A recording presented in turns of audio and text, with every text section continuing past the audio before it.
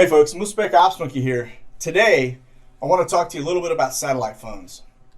If you've ever been in a situation where comms are down, you realize very quickly how critical it can be to reach out and touch someone in the event of an emergency. Whether you're popping smoke for an exfil, in a remote location where there is no cell coverage, in a natural disaster, or just off the grid, having a satellite phone in your quiver can be a real game changer.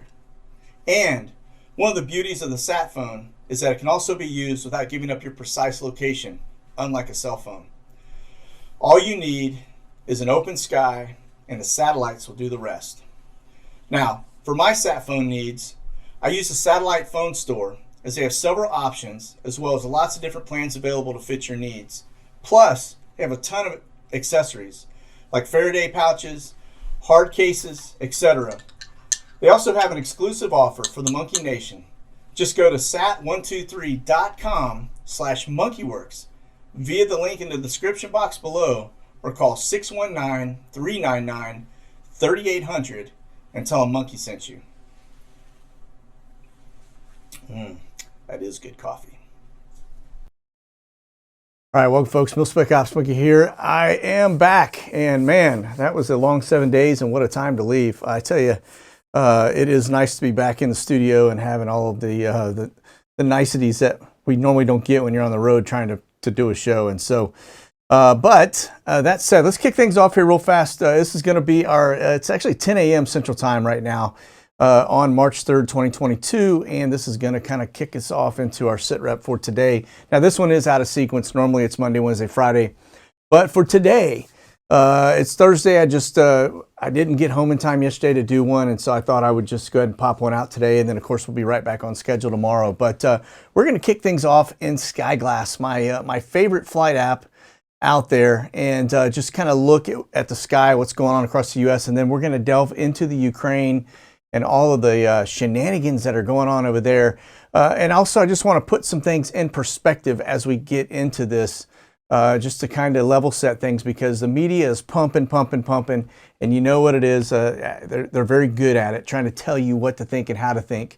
And I want to just kind of help you kind of see through some of that fog and remind you of how we got to where we are and what the situation seems to be going on over there. Sometimes things aren't as they may appear, right? And so, all right, so I'm tracking right now in Skyglass about 503 aircraft up. Now, if we get into the specifics of it, got about 50 of them that are NA. That means these are folks that don't have call signs or don't want to be tracked, okay? But let's get into the aircraft that are up currently. Let's look at C-17s. We've got 19 up of those, C-130s, and then let's get over here to that aspect of it. Now, it looks like many of these are across the drink, because you can see, even though I've selected, it said 19, it doesn't look to be 19. I'm only really showing probably a little over maybe 15 at best. So that would tell me that this is picking up stuff that's over across the drink right now as well. So, and also looks like we got some F-16s up, and I know those are across the drink. So one thing I do want to point out real fast is that our friends, if you notice, we do have some high flyers up there. Right now, let me back out so you guys can really get a good look at these. That one's at 80,000 feet over what looks to be Minnesota. This one here is over Risotto Beach Road in Panama City, Florida. That one is sitting at 90,000 feet over the Panhandle. This one here is at 80,000 feet. This is over Virginia. And this one is over, going to be Oklahoma in the U.S. here. Of course, you knew that because I'm looking at the U.S. map. But just wanted to remind you that these guys are always up. They're always looking. These are spy balloons, okay? We've talked a little bit about their range. When we talk about the spy craft, you can see 2,500-mile radius. So even though that bad dude is parked off the East Coast, it's looking out over the drink. It's looking at stuff in the ocean. And these things are pretty much gathering everything. I mean, they have that ability not only to get satellite footage, and I say satellite footage at 90,000 feet may as well be, right? But pictures, cell data, anything that goes into the air they can grab, as well as intelligence on ground. So they are super spy craft, even though they just sit there and hover. Germany has a few of these too up right now. And remember, just because they're in Germany, it's a small footprint, but that bad dude is reaching all the way across Europe with 2,500 mile radius. So, okay, now let's see, this B703, yeah, that's going to be across the drink. So let me back out of Sky Glass real fast. Just wanted to point that out so you could see. West Coast right now is really kind of slow, nothing going on yet, but it's still early in the morning there. So I'm sure as that spools up, we'll start to see an increase. And again, that number of 503 is a little skewed because it does appear to be grabbing data from Europe. So I do want to point out we have 5 P8s that are up right now. They look to be over kind of just right over the land water region. This one here, obviously a little north into the land side, but right off the coast. Don't know, those are sub hunters, just FYI, if you're not familiar with those. And then let's look over here at the H60s. I've got a bunch up, but I think these are a lot in Europe as well. Showing 15 up currently, but you can see, let me just make these a little bigger. It's kind of where they are on the East Coast. Most of them are up here, all right, Northeast. So, all right, let me back out of this. Let's get into flashbang real fast. Now, one of the things I did want to point out, if you missed it, the lowest viewer rating in 28 years. And so nobody was watching this. 26 million, so they say, but that could also be TVs that are just tuned in on, just happen to be on the thing, but not really watching. So, those numbers can be a little bit squirrely, but a 28-year low. And if you go into that 28-year low, that would be back to Clinton. And it's probably around the time that he had his Monica Lewinsky deal, right? So, but I just want to point that out. I thought it was an interesting data point, the fact that nobody's watching the State of the Union. It kind of tells you where we are as a country and where we are as respect to flashbang. Not a lot of it, right? So, all right. So it looks like today on his schedule, he doesn't have any travel, but it does look like he's got the quad leaders, whatever that may be, Australia, Japan, really talking about. Now this, I'm a little bit of a, that to me doesn't seem really because tied into Ukraine. I will tell you, I don't know that the Ukraine has a great deal of implications over in that general region as much as China does. And I think that this may be a little bit of a diversion. When I show you where the flights are going and the stuff that's going on over there, you'll see what I'm talking about here in just a second, okay? Now we get over to TFRs real fast just to show you. We've got a handful. We've got him obviously going back home over the weekend. So that's what that's showing up here in the Delaware region. We've got one other security one outside of the area. This is going to be your senior living center, Brown Zone, or AKA the Village. We have a security TFR just west or northwest of that. A space operation one here. That's going to be Orlando Disney. There is one here in Jacksonville. That is actually, it looks like a building destruction security brief. And then, of course, we've got, this is a gas release, natural gas. They do that quite frequently. Let's see here. That is going to be, I don't know what that one is. I have to look at that one closer. That just popped up. Wasn't there before. So let's take a look. Security TFR. Okay. And that's up near Round Rock. And the one in Texas, that's a permanent. That's a permanent. We get out here, that's going to be an air show in South Arizona or Tucson. Vegas is an air show. This is going to be a fire, and then that's Beale Air Force Base, which is a permanent as well. So that's going to be our TFRs for today. Really not too much to speak of other than we see flashbang is on the move, headed back home. All right, so let's get over to Ukraine real fast, just so you guys know. Let me hit a refresh on here, make sure I got the right time. 6:10 p.m. So daytime is just starting to wrap up over there. And if we look at the skies on ADSB or Open ADSB Exchange, you can see we've got some NATO birds up that are out running routes. Now this one, if you'll notice, he's starting to do that little tight circle, not complete circles, but that would tell you that he's more than likely doing man-in-the-middle grabs right there, okay? Keep in mind, this Ukraine is here. This is the capital up here on the north side. This is going to be your Ukrainian border. So he's right on the border. He's probably grabbing data, cell data in that general region. We did have, this is going to be, that's an air refueler. Let me see if we still have, we had a couple reconnaissance birds up. Here's one right there, R135. Now you can see that they have been rolling all the way up here off the border of Belarus, grabbing data. Okay, that's this is a UK bird. Okay, R135. You guys get a picture of that real fast, just so you know what I'm talking about. But this is a major spy bird. Okay, remember this aircraft has the ability to track a soccer ball from 300 miles away. Okay, so but when they're up in here, they are grabbing all kinds of stuff out pretty deep into the region. And of course, we've been seeing a lot of spy craft. This is actually a Swedish air. I want to say this is one of their spy craft. Check this little dude out. It's got that kind of like that sail on the very top. Another little spy craft that's out in that general area. Now this, I think, also kind of acts as like their little AWACS, so to speak. It's a funky looking plane, but they've been running routes in this general region and for days now, really running in here as well. So it looks like they are really worried about the Russians coming down into this general area. Okay.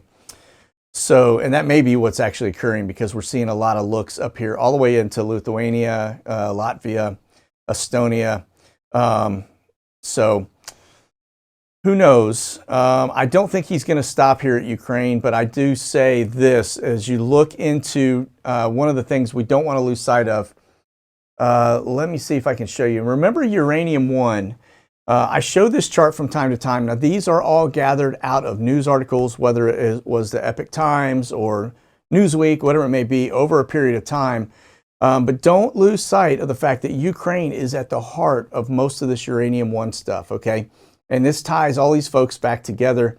And so a lot of bad actors, a lot of folks that shouldn't be walking the street right now that were involved in this. And so I don't want to lose sight of that. And the reason I say that is because if you remember, the first couple things that Putin took out when he attacked or started his move on Ukraine were biohazard research labs, 6 of them, all owned and operated by the US DoD. Ukraine is full of corruption, right? Don't forget too that if you go back to the Kenyon's administration, they put Levinsky into power, right? They had a coup, took out the guy that was pro-Russian, put in this guy because that was going to be their puppet. And that's exactly what you have today, right? And so that's why you have a play on this. Now, the media is not going to point out all of this stuff and talk about uranium-1 and such. So, but don't lose sight of that, okay? There is a lot in play here that we don't see because the media is trying to tell us what we need to be thinking, okay? And so just, again, don't forget about that. Now, we do have a little drone here. I thought it was interesting. Out over the water, don't really know what that one's doing. It popped off and came back. So handful of fighters in that general region, also off of Ukraine. Looks like we were trying to control that airspace. Air refuelers up, that's going to tell you we got a lot of fighters. And then with the AWACS up also, right, they're basically controlling that airspace over the region. Now, the reason that is important is because you're hearing a lot of talk about us putting a no-fly zone. Sorry, my voice was going there. There was a lot of talk about us putting a no-fly zone over Ukraine, which is a pretty bad move. Remember, Russia right now is controlling the airspace over Ukraine. They probably have S-300, S-400 missile systems there, which would pretty much take down any aircraft that come into the airspace, okay? Those things have a pretty good altitude on them. I don't know if they'd hit drones, but they do have a pretty good range and altitude. They are mobile, so that's why we constantly have aircraft looking into that area, the spy craft, because if he puts those into play, he will definitely control that airspace, or it will be ugly if we try to intervene and basically set up a no-fly zone over that. So if that starts to go, it's probably going to go really hot, really fast, and expand outside of Ukraine, okay? So I think we are smarter than that, but you never know. If we're trying to provoke something, we could very well do something stupid like that, okay? But we'll continue to watch that. A couple of the other things too, just want to show you, we were talking about the the Black Sea the other day. I just want to show you the traffic. You'll notice there is a pretty big congestion area down here near Istanbul. And that is because there are a lot of boats that are trying to get in, trying to get out. You can see the flow is pretty tight, but it's pretty difficult to get in and out of this area, especially with a war going on, right? But you will notice there is a big gap in space up in this general area. That is because I believe they have a lot of Russian boats, naval stuff going on up there. People are kind of steering clear of all of that.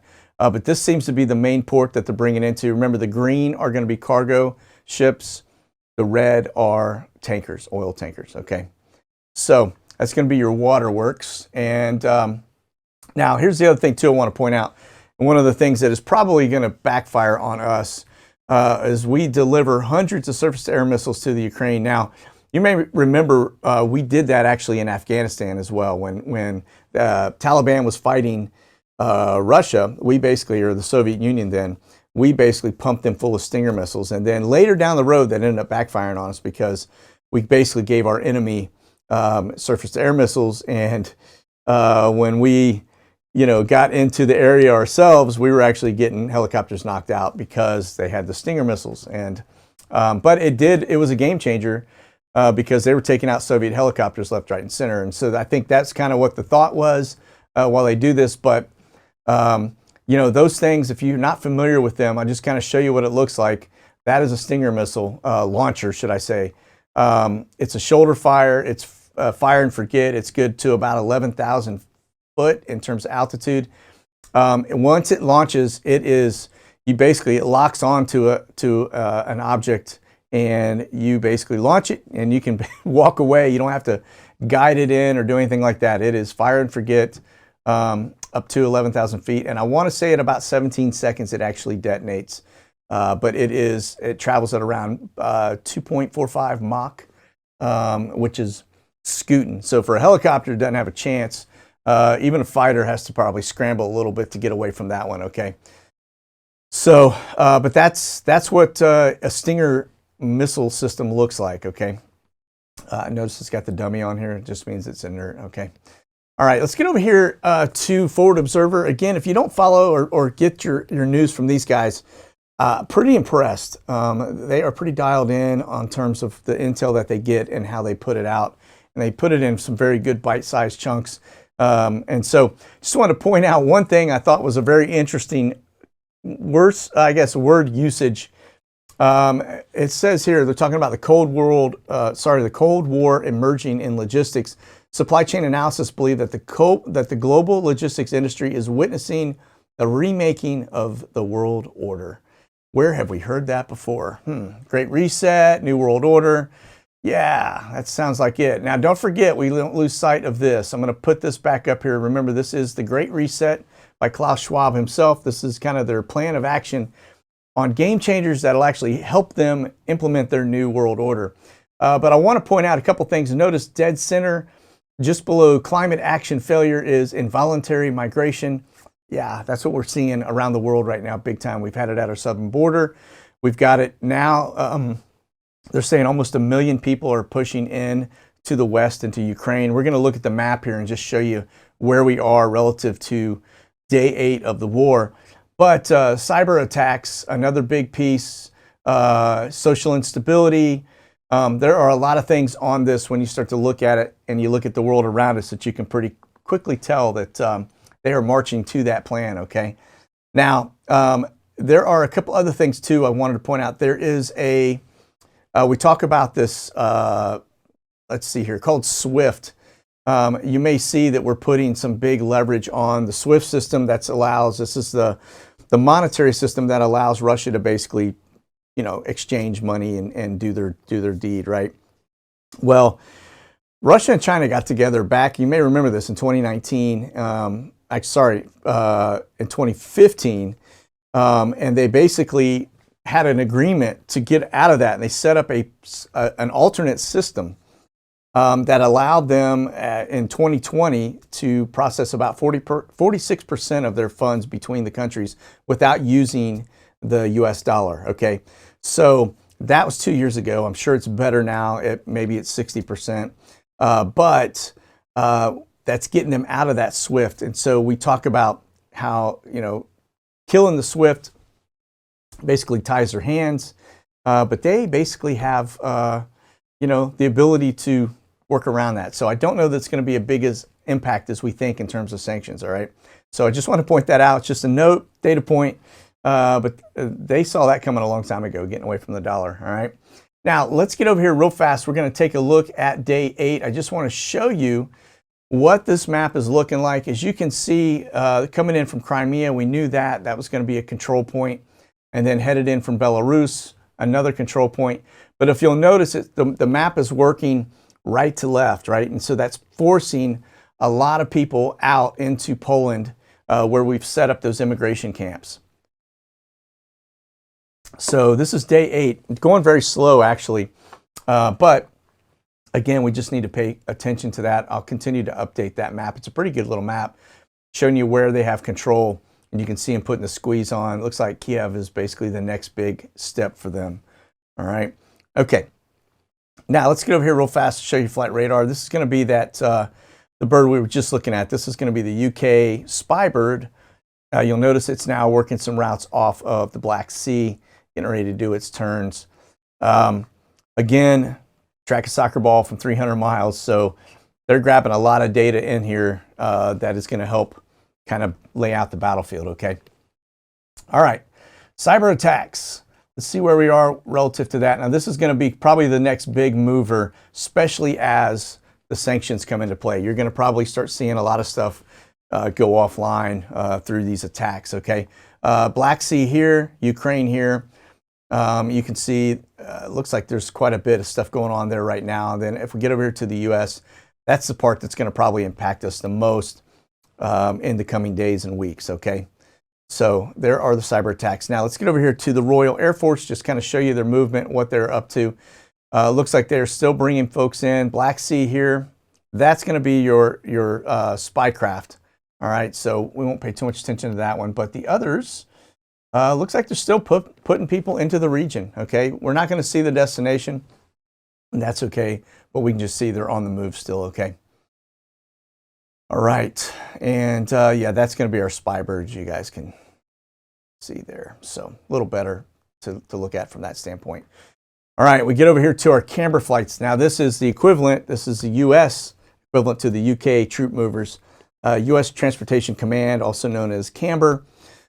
These are the 3 flights coming in. Now you notice they're inbound from Nuremberg, 2 of them, and then this one here is coming out of Catania.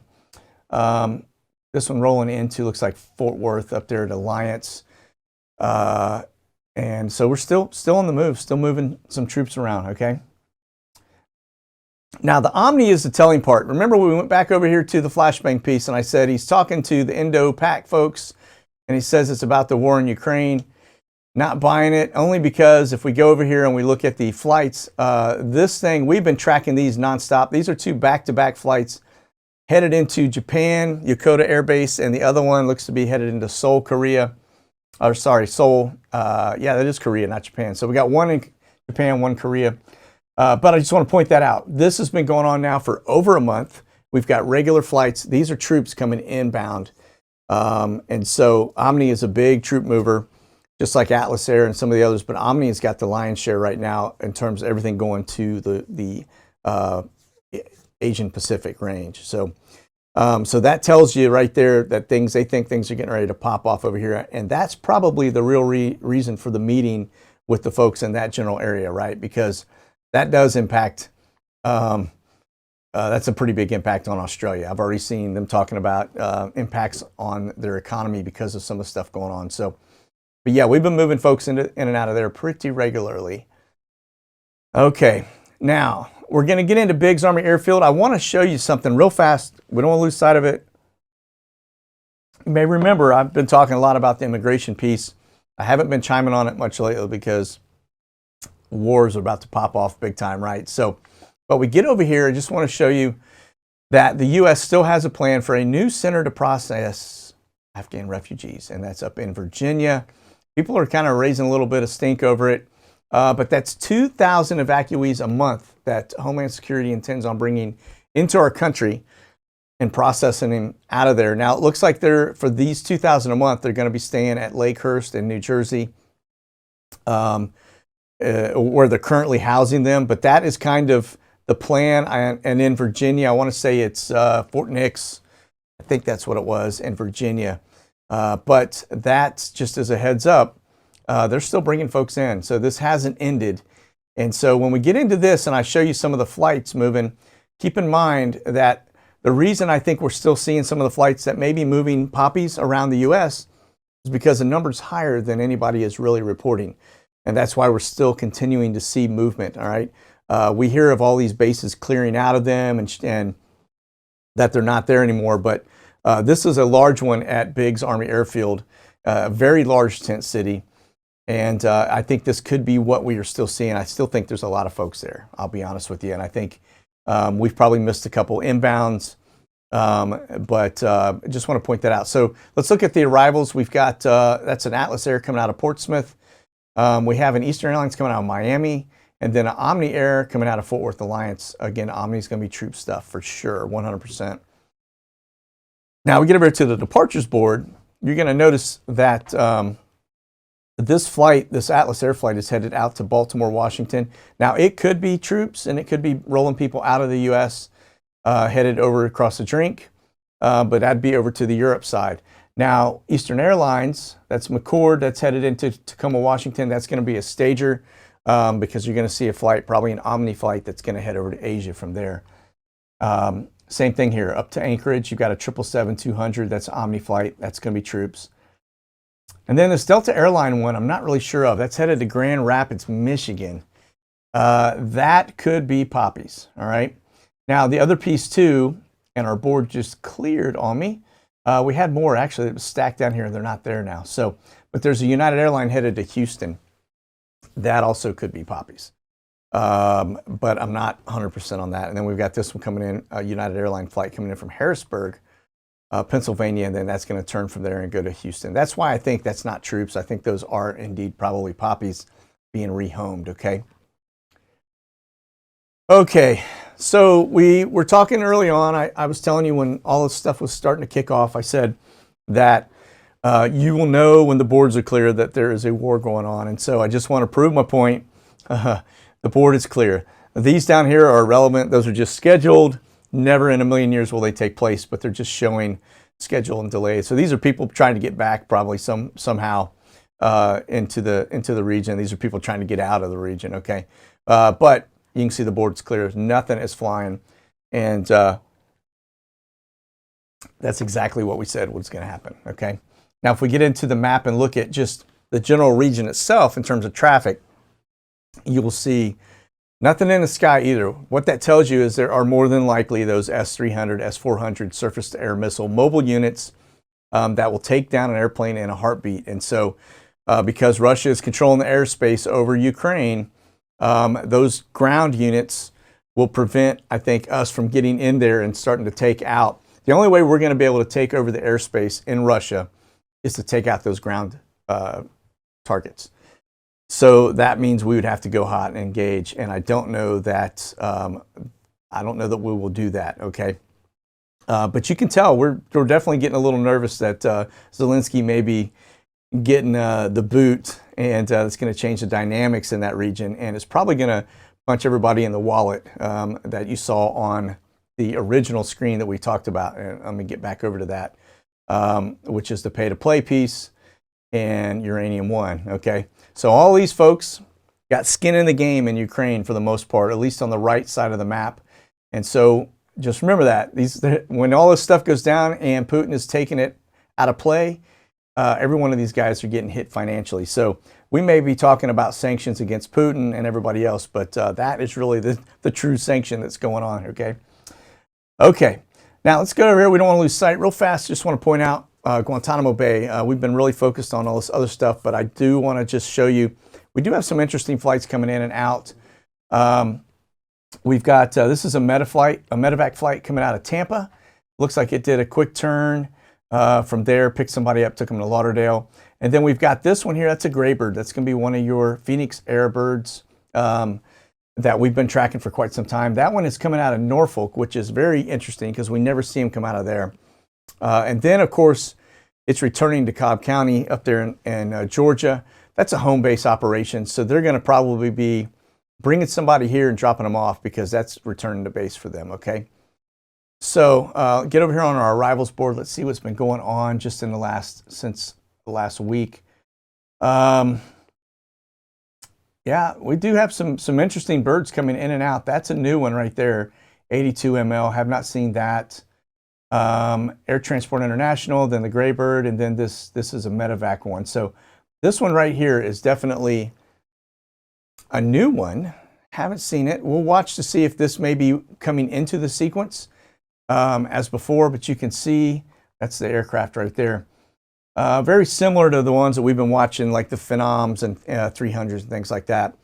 But that is new, and we missed that one. So we'll continue to watch it and see if it pops back in as a regular. Sometimes they alternate these flights on a Tuesday, Friday. So if this one comes back in on Friday, we know that that's the new charter bird. Here's one. It's actually down here again, too, for Friday. Okay, so that is the replacement for the Phenoms and all the other jets that we have been watching go back and forth on a regular basis. So looks like we got a new aircraft in the sequence that is being chartered, so to speak, for Tuesday, Friday flights. Okay, so that's going to be Guantanamo Bay. Let's get over here to NASA real fast. Just want to show you what they've got going on. Looks like we've got some aircraft. Let's see, it's going to be a little 350 King Air doing some work in northern Wisconsin, kind of up there across the border region here. Don't know what that one's doing, but rolling out of St. Paul. So that's one of our birds. And then these off of just south of Norfolk have been flying too. Now, that's going to be the U-2, and I'm not sure what it is doing out over the water. Again, that is a one we've been seeing lately. And then there's the one that follows the U-2 around, which is also doing a little work over the water. You can see him doing some turns out there as well.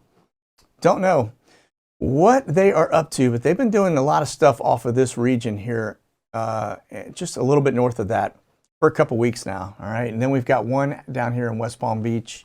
Sorry, that's not West Palm, over Tampa area, Twin Otter -6 300.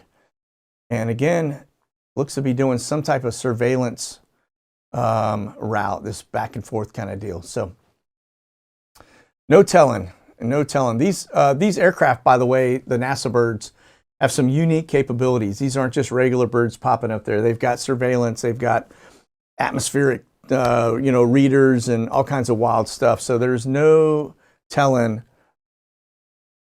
what these guys are up to. I said West Palm first, and I said Tampa. No, it's down in Fort Myers, that general region. Okay. All right, let's see what we got dropping out of the sky today. This looks to be our next incoming. This is going to be a SAMSAT. Not totally sure what exactly kind of satellite that is, but it is scheduled to burn up today at around 11 p.m. tonight.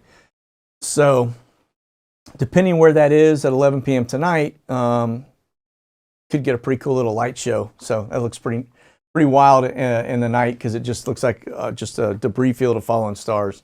Really cool. So okay, and then last but not least, just want to show you C-202. This is going to be your Secretary of Homeland Security on the move. Looked like he was up in Connecticut, all right? And just came back to D.C., so maybe he's paying a visit to Durham or somebody. Don't know, but okay. We'll get back over here to our final, let's just double check this, see if we got anything new up. So this is from a Skyglass perspective. Again, we still have those spy craft that are up over the U.S. They look like they've kind of shifted a little bit over more towards the East Coast versus center of the United States. So we'll continue to watch those.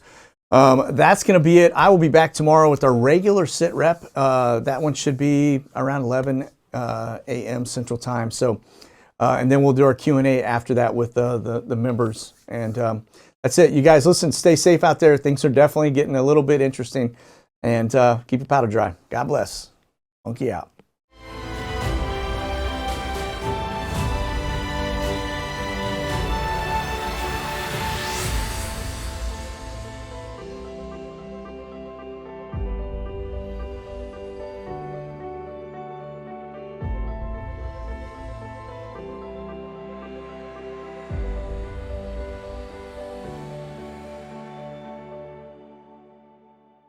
Check out the latest gear and products at monkeyworksus.com.